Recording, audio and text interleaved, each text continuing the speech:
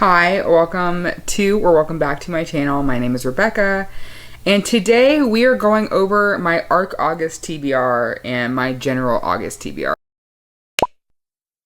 because there are some finished copies on here too. I had the ARC equivalent of all your Libby holds coming in at once. I had a couple of publishers send me some widgets for books, and they're like, oh, if you want a physical copy, fill this form out, no guarantee, we have limited galleys, like we may not be sending them out. And I was like, cool, no problem. I prefer to read on my Kindle anyway, but there were a few where I was like, man, I would actually love to have a physical copy of that. So if I get chosen, like great, not thinking anything would happen, but it happened. So I have a lot. And those are just the ones I got approved for like physical things for. Now, these are not all due. Some of these have already come out. Some of them don't come out until like December, so like it's not a huge deal, but it's also kind of intimidating to look at a stack of 10 books like that and know that you need to read all of them and then review them because that's what you agreed to do. I have a folder. So I made a TBR folder for my Kindle because, as you heard me complain about my last video, I have had a Kindle account in some form or fashion since roughly 2014, which means I have hundreds of books in there.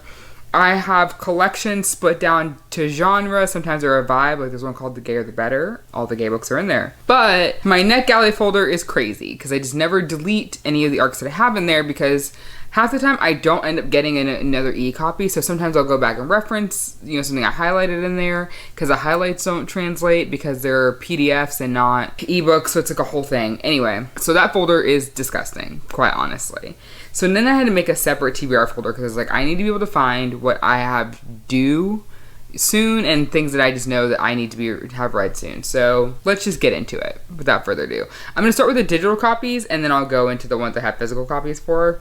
So good on me. I read that one already. Check. Okay. So I need to read You're the Problem, It's You by Emma R. Albin. I still haven't read Don't Want You Like a Best Friend, so that's a different problem. I need to get that first, I think. I know they're interconnected standalones, and I probably could read You're the Problem, It's You without reading Don't Want You Like a Best Friend, but I want to read Don't Want You Like a Best Friend. So I might try to do an audiobook for the first book and then dive into the ARC for the second one, because that comes out either at the end of August or the beginning of September. I'm not 100% sure, but I will. Editing magic. Editing Rebecca, I'm so sorry. I'm going to put you through it, but do your work, girl. And then we have I'll Have What He's Having by a Quorum. That also comes out in August or September. And then I have Wicked Served by Grace Riley, which I've been very much looking forward to. And I just finished a sports romance and I might stay in that vibe, so maybe I'll pick that up. That one I do know the date. That one comes out August 16th. And that's it. The other ones that are in here I also have physical copies for. At least the ones that are due. Oh, I'm a liar. Voyage of the Damned. I actually pre-ordered my copy from Barnes & Noble because the Barnes & Noble edition looks gorgeous. I will insert a little clip here because of course I will. That one comes out on August 20th. I already started. I'm only like 4 pages in. I already enjoy the vibes. Nothing's happened yet and I'm already enjoying the vibes. So that's a great start. So let's dive into the ones that I have got physical copies of. These are in order of pub date. So the first few are already out and you can get them from your bookstore, Libby, wherever and however you get books. Legally, please don't pirate them. Another story for another day. But first up, Devil is Fine by John Vercher. This is I was about to say this is a thriller, but it's definitely not. The blurb here, not even the blurb, it's one of the author comments that they put on the top. One that says, full of mystery, magic, dark comedy, and heart. This is an intimate novel by turns bracing and hilarious, profoundly moving. So this is from acclaimed novelist John Vercher, a poignant story of what it means to be a father, son, a writer, and a biracial American fighting to reconcile the past. Reeling from the sudden death of his teenage son, our narrator receives a letter from an attorney. He has just inherited a plot of land from his estranged grandfather. He travels to a beach town several hours south of his home with the intention of immediately selling the land. But upon inspection, what lies beneath the dirt is much more than he can process in the throes of grief. As a biracial black man struggling with the many facets of his identity, he's now the owner of a former plantation passed down by the men on his white mother's side of the family. It says Vercher deftly blurs the lines between real and imagined, past and present, tragedy and humor, and fathers and sons in this story of discovery and a fight for reclamation of a painful past. Yeah, I'm into it. I now see why I said yes to this. Because I was looking at the cover and I was like, this doesn't look like something I would say yes to. But after reading that, I'm interested to see where this is actually physically set. Because as I was reading through that synopsis, it kind of gives me maybe he lived in Richmond or something in the property is like in the Virginia Beach area, or maybe from there to like North Carolina or something, which are areas I'm very familiar with. Lived in Virginia Beach for 8 years and went to school actually in a manor house. So that's a fun little historical note. But I'm interested in these vibes. I have also wanted to change, not that the things I'm reading already aren't serious sometimes, because sometimes they are, but I've wanted to lean into a more lit fic vibe for the second half of the year. So this is going to be a good start. This is out now. If this interested you, available to you now. Then we have Plays Well with Others by Sophie Brickman. This has a blurb from Emily Kemper. That's fun. It says, I devoured this book with a fervor usually reserved for my nightly bowl of ice cream, but unlike my ice cream, this book was filled with genuinely good stuff, keen insights, sharply observed characters, and astute takes on the sometimes psychotic world of parenting. I picked this up because something about it scratched a part of my brain that really liked that one Bruce Holsinger book from a few years back, The Gifted School. So this is following Annie, who is a mother of 3 young children. Her husband's a crypto VC manager or something, and he's never around. They live in New York, and they are trying to get their kids into like some premier kindergarten because well-to-do people things in New York, you know?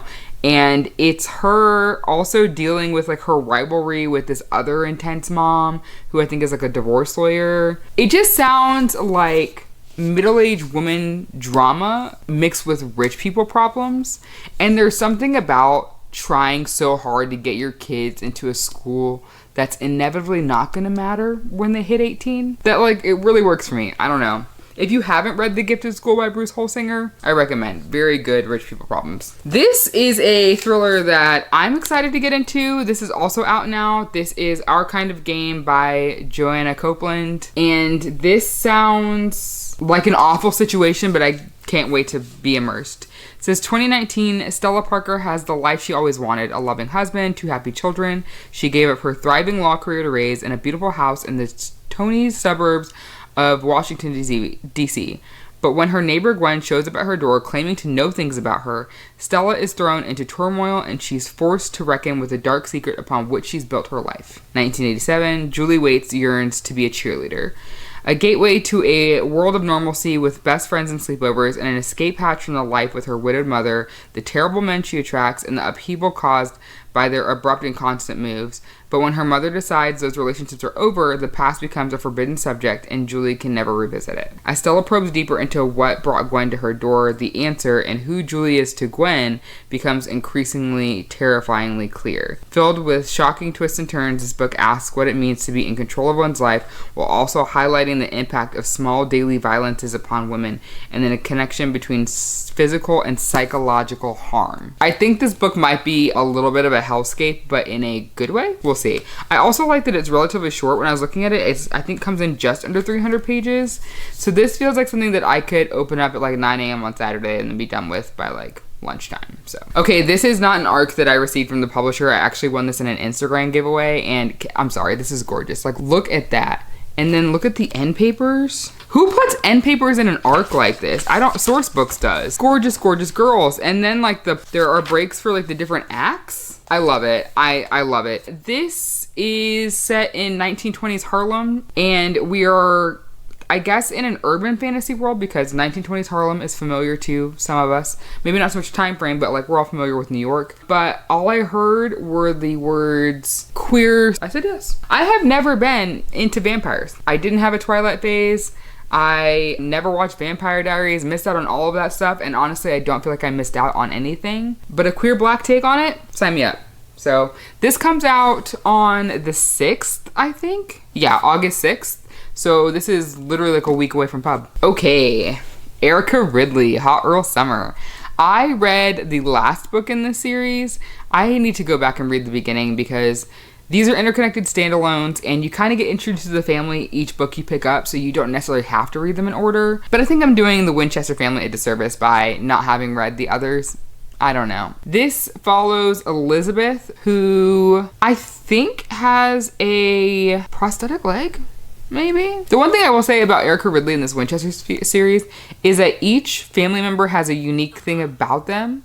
Sometimes that thing is a physical disability. Sometimes it's, you know, maybe something that makes them mentally different. Maybe it's like an ADHD or dyslexia, things like that. But because it's historical, it's very rarely looked positively upon by the town that they live in. But as the Winchesters as a whole, they're a found family.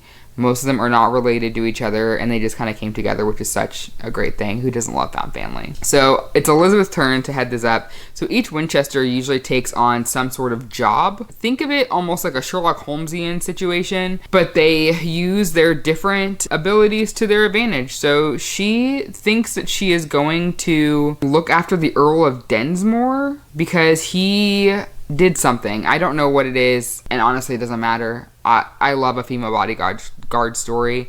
And she gets there, and the Earl isn't there, but his cousin is in his place. And it's lots of questionable things. She's ready to, like, sword fight. Need I say more? This just sounds so good. This comes out on August 6th as well. Okay, then we have Frequent Flyers by, I think it's Noe Kirwan. I should have looked up a pronunciation guide. Apologies to Noe, but I'm pretty sure that's how you say her name. This follows Lainey, who is off to her cousin's wedding, and her cousin is getting married to her longtime crush. And her family is giving her, you know, the pitying looks and the are you sures and is everything going to be okay? And she's like, I'm over that man. I don't know what else I have to say for you to believe me, but it's fine and I want them to be happy. And like she genuinely does and like isn't really hung up on this.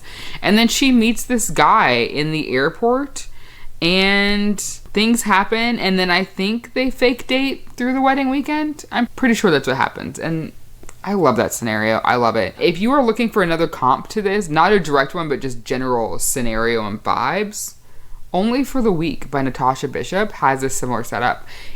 But instead of her cousin marrying her crush, it's her sister marrying her ex-boyfriend, which the sister in that is hater, but the girl is very much over the guy, does not care, and ends up falling for his best friend. And it is a spicy, fun, good time. Speaking of spicy, fun, good times, you may not think so, but Amelie Howard brings the heat in her historical romances. This is The Worst Duke in London. This comes out on September 24th, and I can't wait. I have loved every book in this series. I think Never Met a Duke Like You is the first one. That one is my favorite in the series, but each one I've read I've had a great time with. This follows Lady Evangeline Rain, who prefers animals to people and has no interest in marriage, much to the dismay of her flirty younger sister Viola, because their father has one rule. Viola may be courted only if Effie has a suitor as well. Yes, that is right. This is Taming of the Shrew era. I can't wait. And for those of you who aren't familiar with Taming of the Shrew, if you watch 10 Things I Hate About You, similar thing, but in its original time frame. Gage Croft is the Duke of Vale, and he's saddled with debt, and he's trying to rebuild his estate. And what do men of this time do when they need money and they're rebuilding their estate? Well, they find a wife with money. Duh. Who cares what she wants to do and her thoughts and feelings? We want that dowry. Except, I do believe the Duke of Vale, I feel like we met him in a book before, and I feel like he was very encouraging of the female protagonist in the last book, so I don't think it's going to be that vibe, and that's just not Amelie Howard's vibe in general. So I'm excited to see what that looks like, because what better way to have a budding romance than an oddball female main character and a disgraced duke? Let's go. September 24th. Next, If I Were You by Seska Major. Yeah, Seska Major. This is if Freaky Friday was instead of the mom and daughters switching places, girlfriend and boyfriend switch places. So they've been together, I believe their names are Amy and Flynn. They've been together for like 2 years, and their relationship is fine, but things are like not great. And they're kind of at that turning point. You know, when you're dating someone for a little while, and maybe you can get this as friends sometimes, where there's nothing wrong, but you know things aren't right. Something's got to give. Well, I think there's a thunderstorm or something, and they end up switching places. Yeah, when lightning strikes, they end up switching places on Amy's sister's wedding weekend. And Amy's sister, I think, is a little bit of a bridezilla, and Amy is supposed to like almost be like wedding planner-esque, running around taking care of things for her sister. And so Flynn is now in Amy's body having to do that. And so they're getting to see life in each other's shoes. And will their romance rekindle? Will they go separate ways? Who knows? but it sounds fun. This one comes out in September 2024, but it doesn't give me a specific day. I feel like it's the second week, but I'll put the date up here. Okay, we're down to the last 2 books, which is good for my heart because my God. This Motherless Land by Nikki May. It's Nikki May. This is, I think, set in Nigeria. Yeah. Says Quiet Funky is happy in Nigeria. She loves her art teacher mother, her professor father, and even her annoying little brother most of the time. But when tragedy strikes, she's sent to England, a place she knows only from her mother's stories. To her dismay, she finds the much-lauded estate dilapidated, the food tasteless, the weather gray. Worse still, her mother's family are cold and distant, with one exception, her cousin Liv. Free-spirited Liv has always wanted to break free of her joyless family. She becomes fiercely protective of her little cousin, and her warmth and kindness give Funky a place to heal. The 2 girls grow into adulthood, the closest of friends. But the choices their mothers made haunt Funky and Liv, and when a second tragedy occurs, their friendship is torn apart. Against the long shadow of their shared family history, each woman will struggle to chart a path forward, separated by country, misunderstanding, and ambition. Moving between Somerset and Lagos over the course of 2 decades, this Motherless Land is a sweeping examination of identity, culture, race, and love that asks how we find belonging and whether a family's generational wrongs can be righted. I knew when I said it that was wrong. It's Lagos, not Lagos. Apologies to any Nigerian watchers. I love a sins of the parent story that comes back around. It just adds a different depth because we love to say like, I'm not responsible for the sins of my father or however that goes, but sometimes you are, whether you want to be or not. And I love seeing how authors deal with this. I don't want to call it a trope per se, but I guess it is. In their stories, I find that it tends to bring a lot of depth if it's done well.